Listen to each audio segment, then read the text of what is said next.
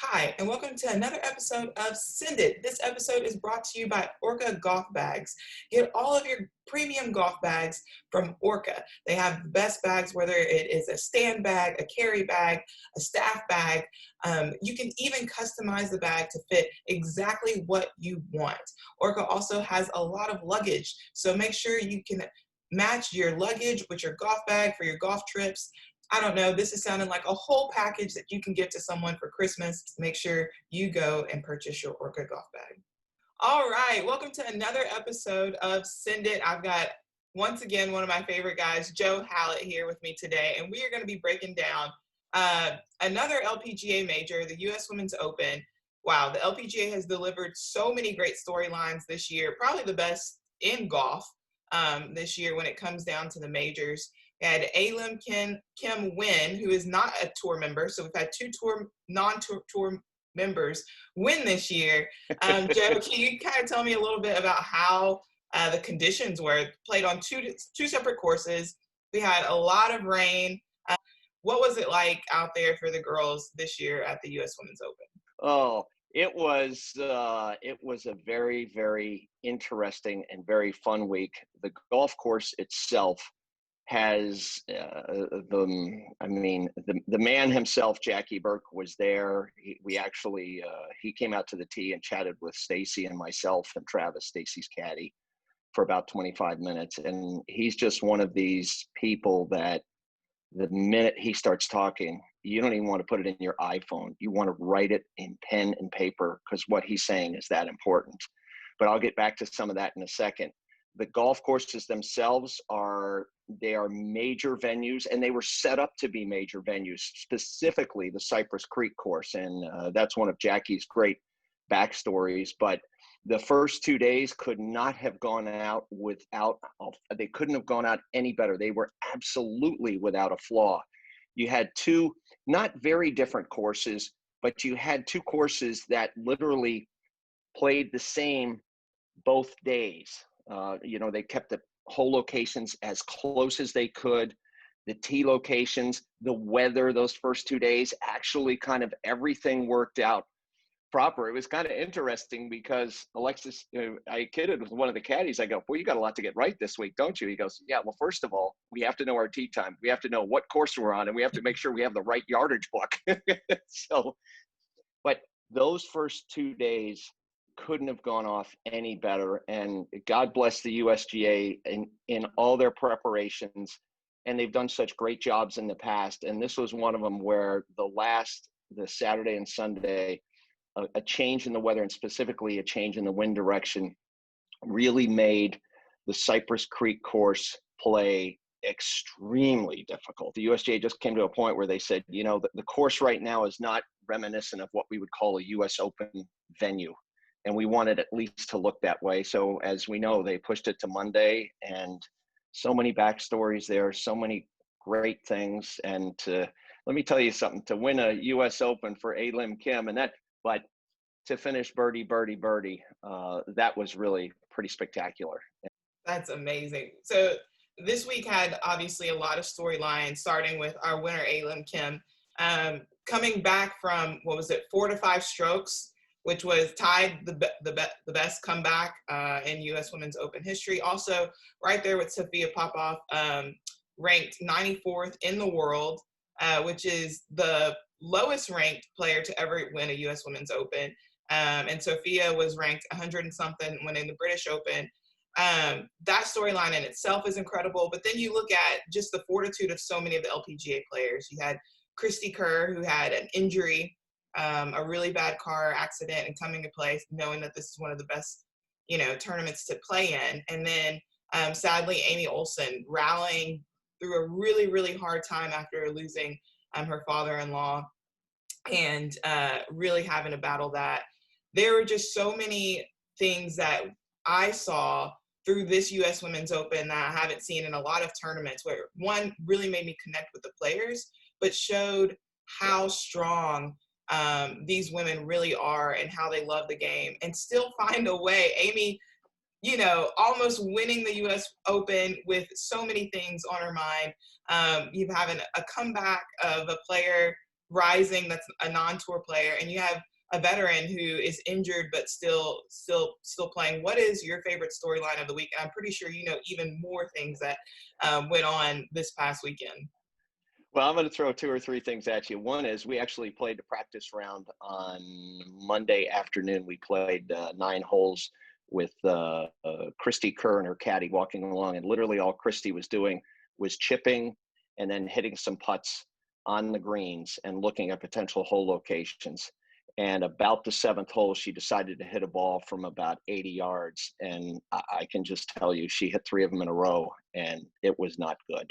Mm. It was, I mean, she had a pretty serious thing going on with her ribs where they were bruised. And as anybody who's ever had a rib injury knows, don't laugh, don't smile, don't breathe, don't talk, just don't do anything, just sit there. And she wasn't about to go for that. And you could just see she would move up to 40 yards and then she hit a shot. So you could see her work all her way back. Amy Olsen, to be able to give a press conference, has more guts and more charisma than if I could have half of that, it would be a blessing. And her faith, obviously, what kept her strong through there. But the real story of the week was, in a way, it was the course. I mean, we talked about A Lin Kim to make those birdies, and even Amy making that birdie in the last hole. There's a couple of things that were really funny about this U.S. Open, and I don't mean funny, but let's take the 7th green on the Cypress Creek course. Folks, that green is 63 yards deep. And as one caddy said, that is every iron in my player's bag. Because if you start thinking 5, 6, 7, 8, 9, and wedge, that's 6 clubs, 10 yards a club, that's 60 yards. So depending on where the hole location was, he says, I just hope we don't have to reach for a head cover. But the size of those greens was the real key. And I mean, the course itself, the bunkers, the layout, the fairways, they were just fantastic. And there was just so much neat stuff.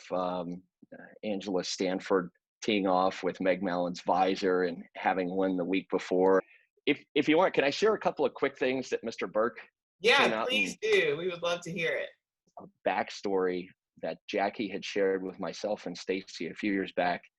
We were practicing on the back end of the range, and Mr. Burke drove up in his cart. And folks, he's 97 and sharp as a tack, by the way. He drove up in his cart, and this is back, he must have been just turning 95. And he looked at Stacy and he watched her hit a few 9-irons, and he said, Stacy, he said, do you hear that? And she said, what am I listening for, Mr. Burke? And he said, just listen. And all of a sudden she said something. She goes, the train? And he looked at us and he said, yes, it's not humid. And he got in the cart and drove away. And Stacy looked at me and I looked at her and I thought, we kind of went, well, he is 95. We'll give him a hall pass on that one. We're not sure what it was about. He came back 10 minutes later and he said, you know, when Mr. Demerit and myself built this golf course, we built the green complexes extremely deep, meaning very long. And the reasoning was to hold major championships and not just move the pin from the left side to the right side of the green, but with 4 tee sets and those greens, they could play it at extreme different distances. He said, we wanted to set up so you almost had to play 4 different golf courses. And he kind of wryly looked at us and he goes, there's a train yard about a half a mile from here. If you don't hear that train whistle at all during the day, take 1 more club or your ball will never reach the target. And they got in the cart and drove off. And I thought, this guy understood TrackMan before it's ever been invented. Wow. Humidity is going to hold it. But I love that stuff, that old school kind of, you know, those are the things the guys that liked each other would tell each other, go, take 1 more today. You can't hear the doggone train. It's not going to get there. So the neatest stuff was to see Mr. Burke come out there and kind of interact with the players, but to see some of the players kind of just stop what they were doing and going, that's Mr. Burke. Wow. You know, and just, it was just a testament to, and in case I'm not great with golf history, but I looked it up. It was the Masters and the PGA Championship in 1956. That's 64 years ago, and a walking living legend. And I mean, what else can you have at one spot? A walking living legend, a great venue, a Monday finish, and some great storylines. It was just absolutely fantastic. And, you know, folks, when you get that chance to go hit 70-foot putts on fast greens, I'm going to tell you, it does make you scratch your head a little bit. and in freezing cold weather. I can't even imagine. So, man, what I would do to be a fly on the wall to just listen into those conversations that are being held with, Mr. Burke and Stacy and you and everyone else there sounds pretty amazing. So before I let you go, last question is, how do we feel about having a major in December? you you have to deal with one other element of weather, and that is the cold. And at some point, it is one of the caddies said.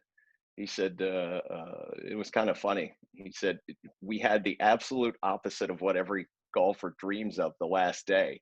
He said we had soggy fairways and firm greens, which means you're not getting the length off the tee shot. You Yeah, got to hit a longer club in.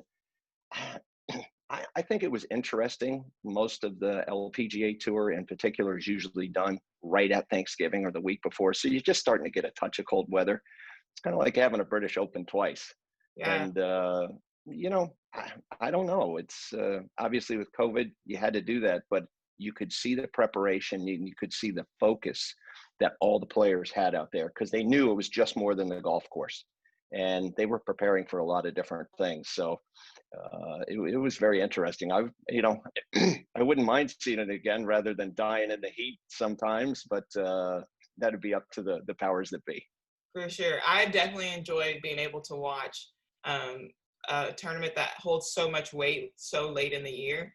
It's almost like a Christmas gift, with Christmas right around the corner. So could watch that, then watch a Hallmark movie, and it's heaven for me. But thanks so much for coming on this episode of Send It, sponsored by Orca Golf Bags. Make sure you guys tune in to our last episode of the year next week. So thanks again, and make sure to tune in next week to Send It. I learned it. Send it. Send it. Thanks.